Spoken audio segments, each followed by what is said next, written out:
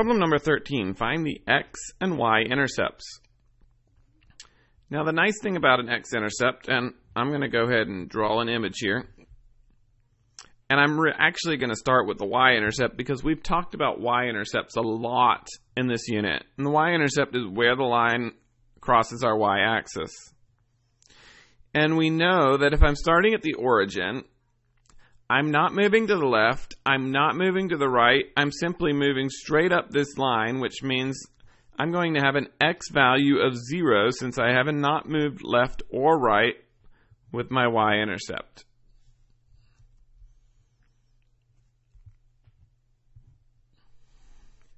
Now if I have an x value of 0 for my y-intercept, the opposite will be true for my x-intercept. I'm going to move over on my x-axis either left or right, so I'll have a value for my x, but no value where it intersects with the x-axis because there will be no elevation to the line when it intersects this x-axis.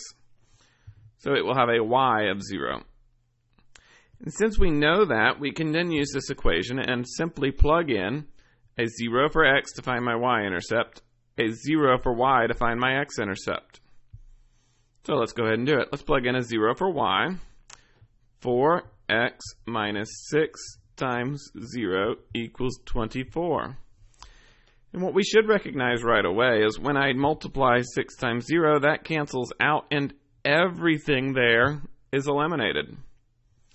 So now we just need to divide by 4 on both sides, and x will be equal to 6 when y is 0. We can do the same thing all over again. 4 times 0 minus 6y is equal to 24, where the 4 times 0 will become 0, and that whole part will cancel out. And so now we simply divide by negative 6, and y will be equal to negative 4. And so my ordered pair for the intercepts, x-intercept 6, 0, y-intercept 0, negative 4. Problem number 14, put into slope-intercept form. Slope-intercept form is y equals mx plus b. So we're trying to isolate our y. It cannot have a coefficient, and it cannot have a negative sign in front of it. And so we're going to be working with our SAD map our SAD map, looking to see is there anything that has been added or subtracted from my y and its coefficient. Well, we see that the 5x has been added to this side of the expression, so we're going to subtract it. 5x minus 5x gives us 0, so that will clear that off of that side. When we're solving equations, what we do to one side, we have to do to the other side. So I'm going to subtract 5x from the other side.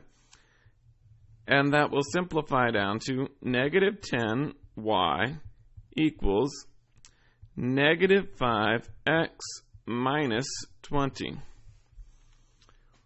While we're in the right direction, we still have not isolated our y because it has a coefficient in front of it.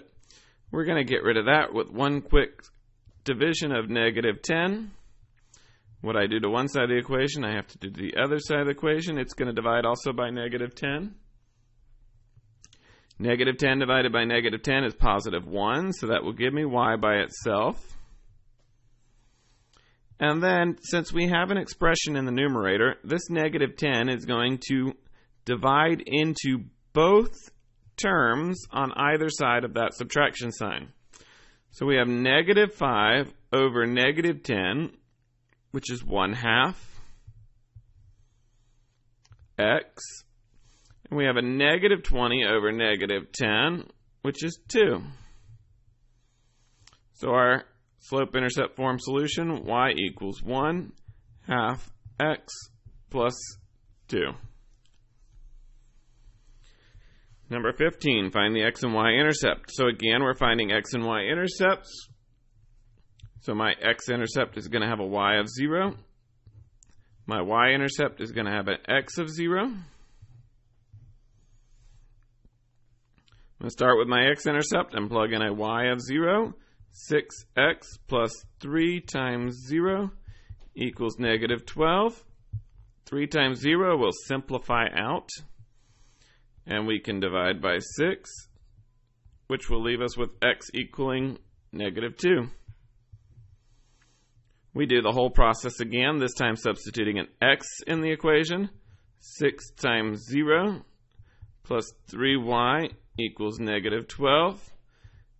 And the 6 times 0 will simplify out. We can now divide by 3.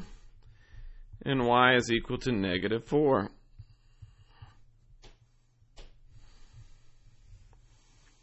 So our x-intercept is negative 2, 0, and our y-intercept is 0, negative 4.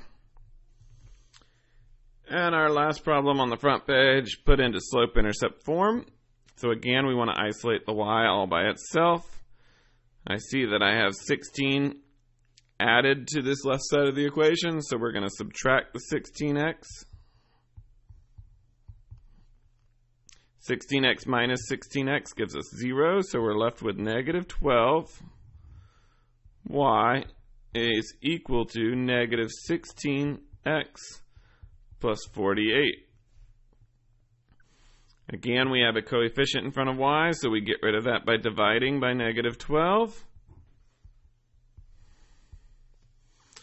And that's going to simplify out a y equals negative 16 over negative 12. Well, negative over negative is going to become positive, so that's helpful to know. And then we're left with 16 over 12, both of which are divisible by 4. So 16 divided by 4 will give us 4. 12 divided by 4 will give us 3. So that portion simplifies down to 4/3 x. And then remember, we have to divide both terms in the numerator by negative 12. So 48 divided by negative 12 is negative 4. So minus 4. And our solution, y equals 4/3 x minus 4.